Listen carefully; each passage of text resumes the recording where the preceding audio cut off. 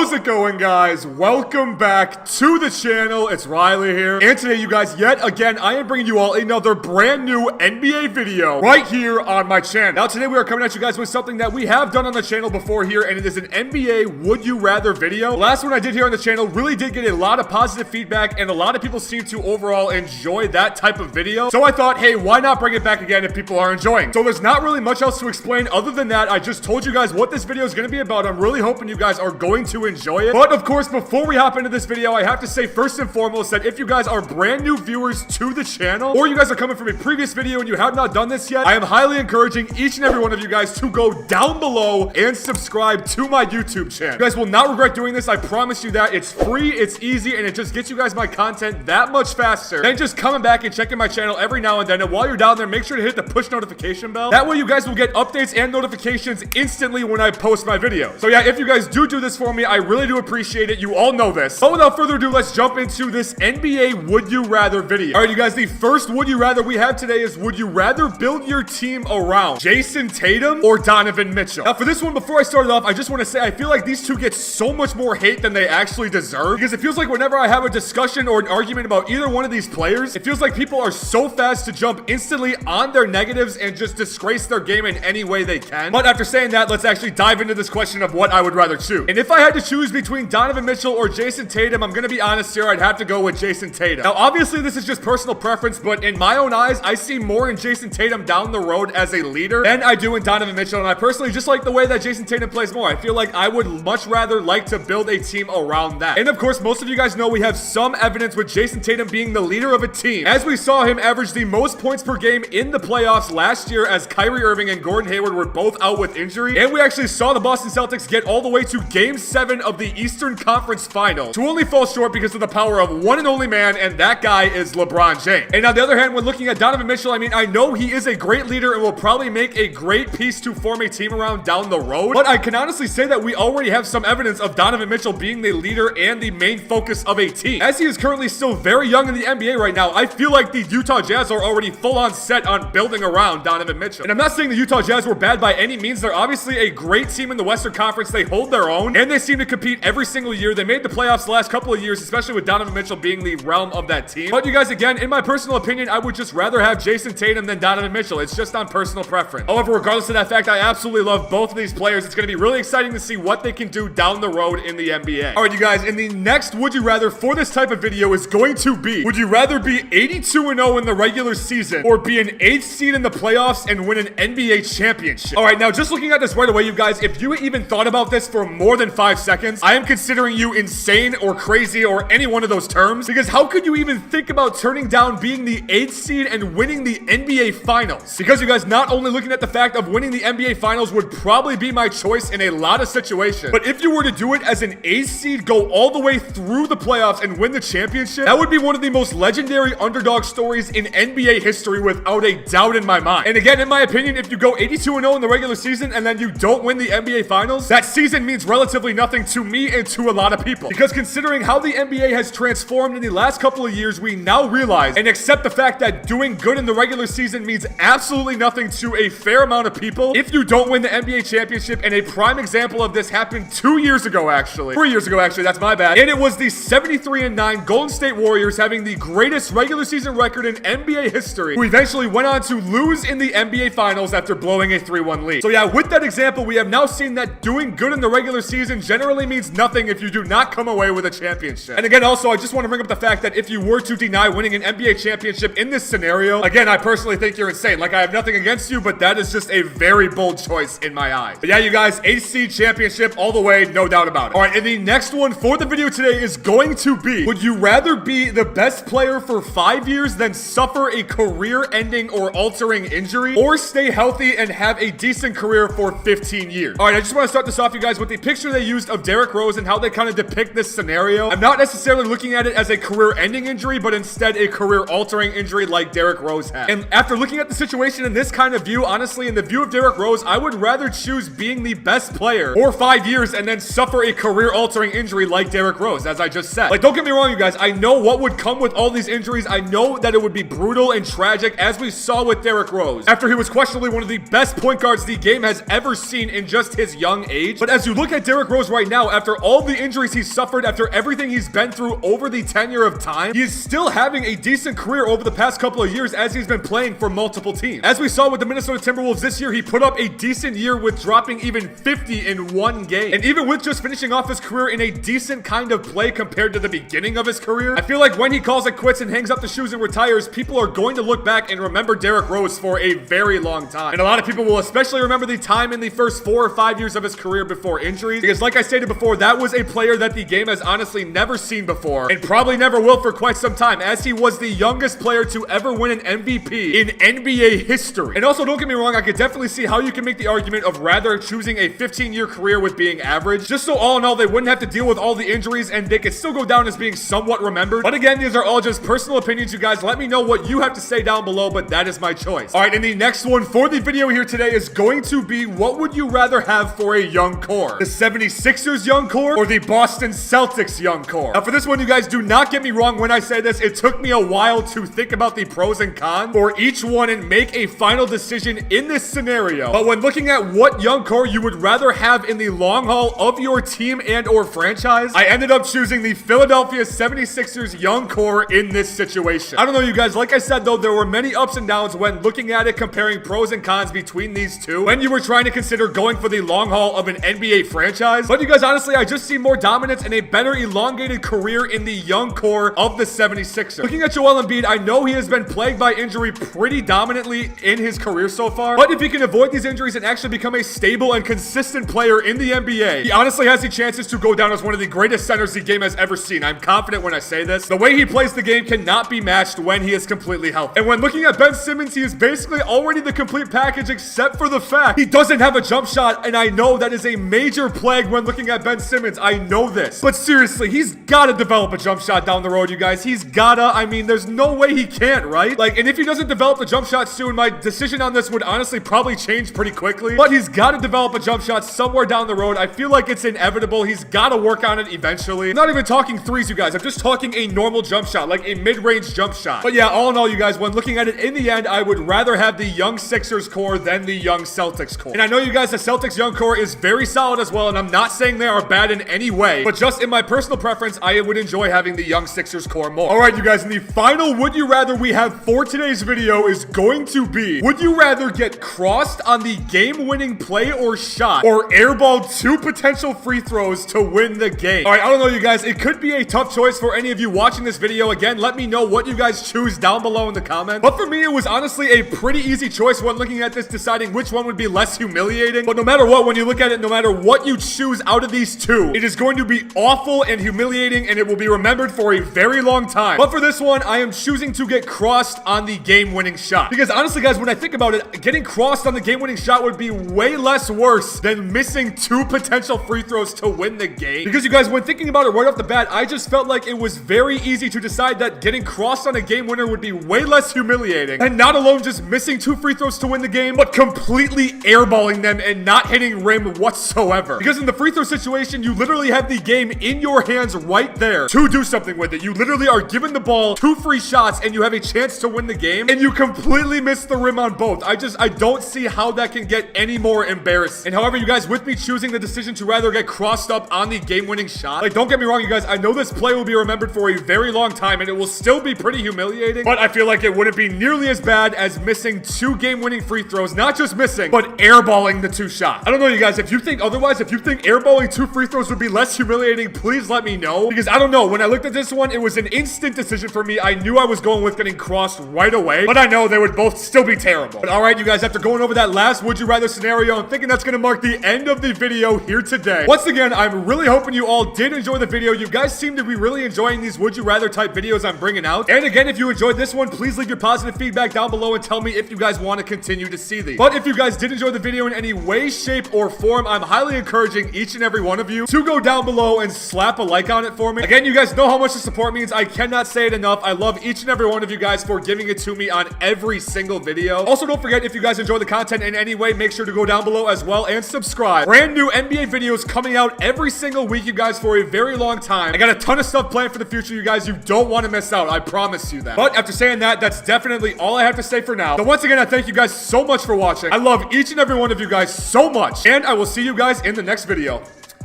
Peace!